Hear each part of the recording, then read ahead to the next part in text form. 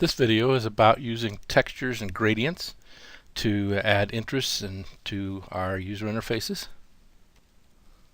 So here's a texture. A texture can make a lot of difference in what you do. It can actually make this thing go from boring to an interesting, visually exciting sort of place to be. There are problems, however, and the problem comes text and other fine detail. But text is a good place to start. If you look at this is really hard to read, and the reason is it's in your visual system. Your visual system is trying to look around these edges right here, and it's trying to interpret all those edges and all that shape into a letter T. And then what you've done with the texture, you've confused that, so I've got all this other edge detection, all this other edges going on, and my eye is continually having to sort out which of these edges belong to this letter T and which don't.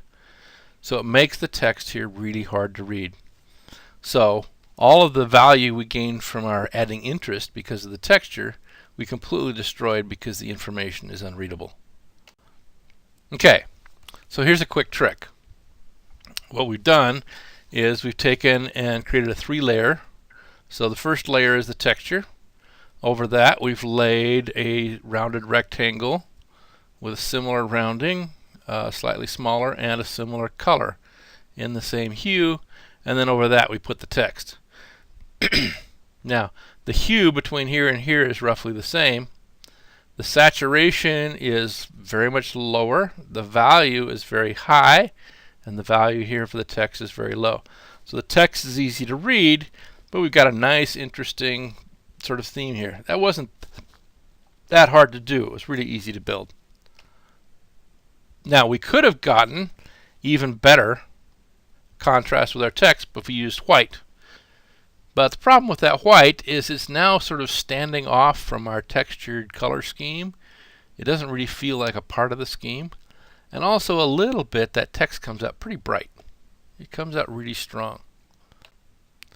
So let's go back. Now one of the things that's a problem here is that our texture, for whatever reason we created this texture, we might have used a wood grain for a country theme, we might have used a background texture that was leafy or grassy to create sort of an earthy thing. We might have a texture of mechanical, electrical, all sort of setting a mood, burlap, fine linen, whatever. These textures sort of set the mood of what this side is like. And then we hit here and it all goes away. Now the good news is we kept the color, so that's carrying through, but the texture is not. So there's a trick for that. Okay, what we've done is we've taken this thing. Remember, we got 3 layers: the background, this thing here, and then our text. All I've done is made this transparent. I think it's about 30% transparent. Now I actually made it more transparent than I would prefer. And the reason is these edges are starting to get a little strong. It's just bordering on make my life difficult when trying to read. And if this was smaller text, it would be a real problem. So I made the transparency a little strong so that you'd be able to see it in the video. Sometimes video encoders will make that texture go away and make it look smooth anyway. Okay, but you just control the transparency. It allows you to keep the mood, make it flow through with the texture and what you're saying, but keep a good, crisp, plain background on which the text can reside. Okay, let's look at gradients. Gradients are another trick that can add a lot of interest to what it is we do. So here's a simple gradient. I'm going to do a lot of these gradients here in grayscale because that's what the periphery of your eye sees. It's a very helpful exercise to do a lot of your design completely in grayscale and then add the color last.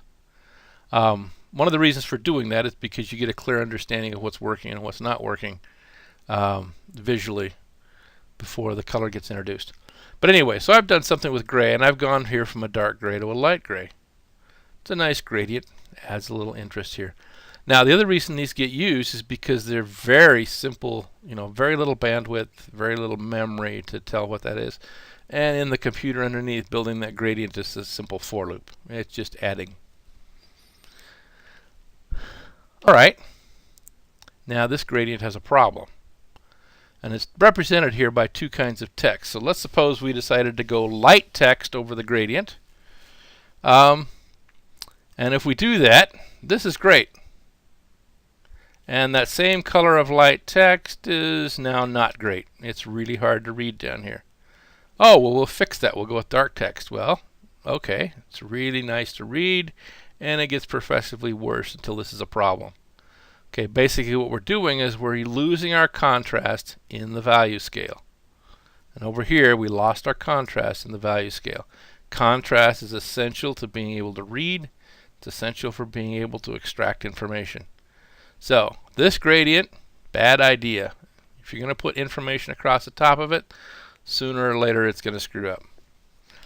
Now, we could do the trick that we did last time with texture. We could put a non-gradient inset behind the text, and so then the gradient provides a nice background, and but let's look at some other points here. We could make this entirely a solid color. If we make it all the same color as the lightest part of the gradient, then this white over here is in bad shape. If we make it all the same color as the dark, then this dark over here. But the good news is we could pick one or the other with an appropriate background. We'd be okay if we had a solid background instead of a gradient. We like the gradient because it adds visual interest. It's more than just a plain, flat, bland space. Okay, but if we include the gradient, we've got the problems we looked at before. If I'm using dark text, I want my darkest gradient color to have a high contrast with that text. And then I can go from there to a lighter color, and I'm going to be fine. Anything, as long as this up here is okay, going forward is going to be fine.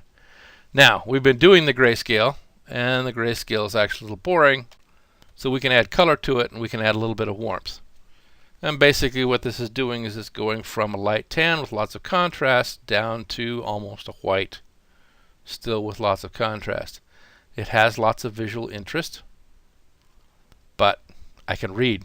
Remember, that's an important thing. I need to be able to read.